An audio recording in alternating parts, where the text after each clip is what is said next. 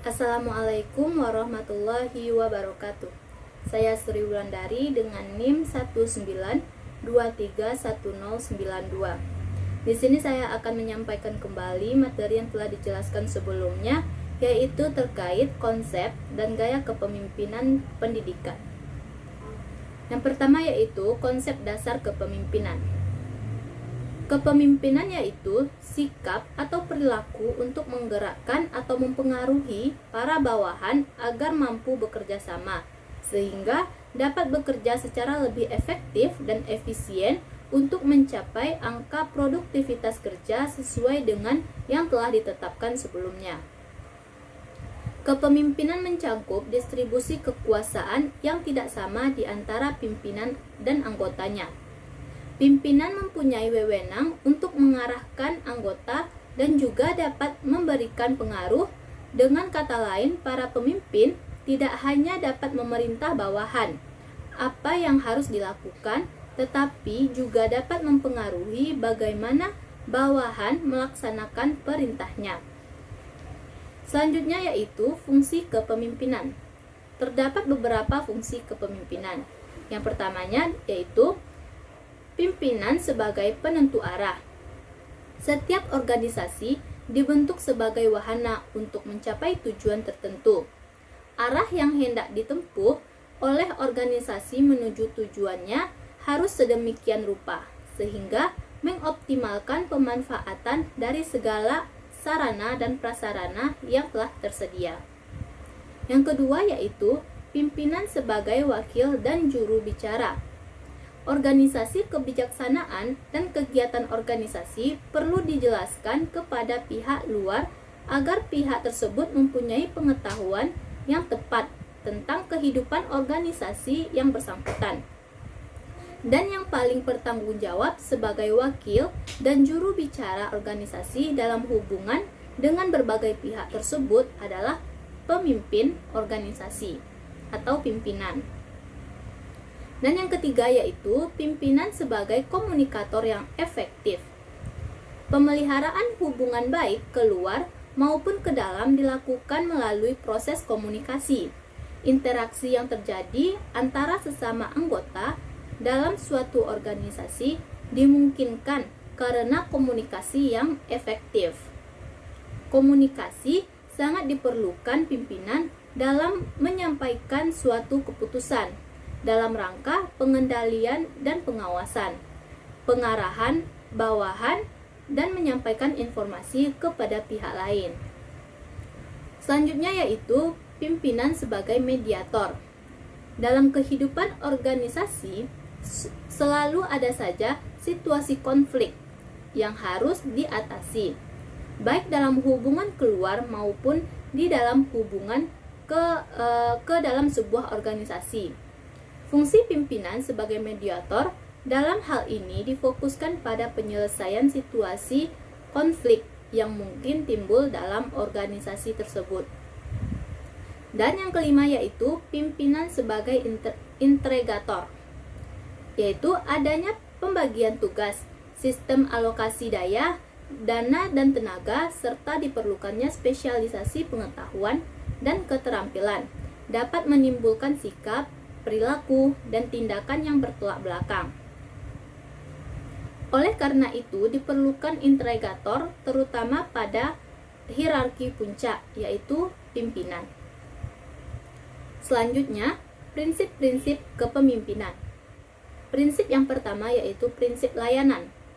Prinsip pelayanan berarti bahwa kepemimpinan sekolah harus menerapkan unsur-unsur pelayanan dalam kegiatan operasional di sekolahnya. Unsur pelayanan dititik beratkan pada diri pemimpin pendidikan, yaitu kepala sekolah. Yang kedua yaitu prinsip persuasi.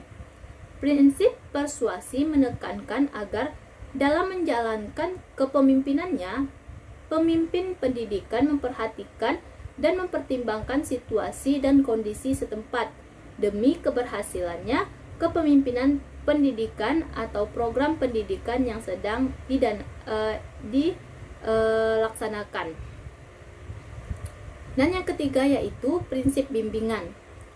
Prinsip ini menyatakan bahwa dalam melaksanakan kepemimpinannya, pemimpin pendidikan hendaknya membimbing peserta didik ke arah tujuan yang ingin dicapai, sesuai dengan perkembangan peserta didik di lembaga yang ada dalam wilayah pembinaannya tersebut. Dan yang keempat yaitu prinsip efisiensi. Prinsip ini merupakan prinsip yang bersifat ekonomis. Pada dasarnya, prinsip ini menekankan pada pengolahan daya guna yang maksimal dalam melaksanakan kepemimpinannya, yang berkaitan dengan dana, waktu, tenaga, dan pikiran. Dan yang kelima yaitu prinsip berkesinambungan. Prinsip berkesinambungan adalah prinsip yang bertujuan agar kepemimpinan pendidikan tidak hanya diterapkan pada satu waktu saja, tetapi perlu secara terus-menerus selama mereka berada di sekolah tersebut. Selanjutnya yaitu gaya kepemimpinan. Terdapat pula beberapa gaya kepemimpinan. Yang pertama yaitu gaya kepemimpinan otokratis, yang mana merupakan segala gaya yang terpusat pada diri pemimpin atau direktif, yaitu sosok pemimpin yang hanya menentukan sendiri keputusan dan perannya sebagai pemimpin tanpa peran para anak buah atau bawahan dalam merencanakan semuanya.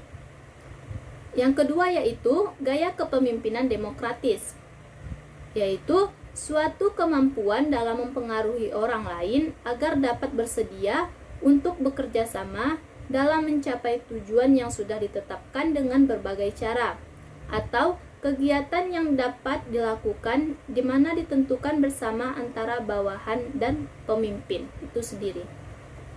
Dan yang ketiga yaitu gaya kepemimpinan delegatif, yang memiliki ciri-ciri diantaranya pemimpin akan jarang dalam memberikan arahan, pembuat keputusan diserahkan kepada bawahan, dan anggota organisasi tersebut diharapkan bisa menyelesaikan segala permasalahannya sendiri.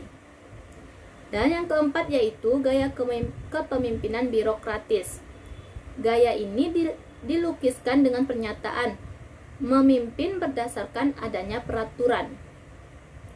Perilaku memimpin yang ditandai dengan adanya keketatan pelaksanaan suatu prosedur yang telah berlaku untuk pemimpin dan bawahannya. Nah, yang kelima yaitu gaya kepemimpinan otoriter, yang merupakan gaya pemimpin yang telah memusatkan segala keputusan dan kebijakan yang ingin diambil dari dirinya sendiri dengan secara penuh. Dan yang keenam, gaya kepemimpinan diplomatis. Kelebihannya, gaya kepemimpinan diplomatis ini terdapat di penempatan perspektifnya. Banyak orang seringkali selalu melihat dari satu sisi, yaitu pada sisi keuntungan dirinya sendiri. Sisanya melihat dari sisi keuntungan pada lawannya. Baiklah, sekian materi terkait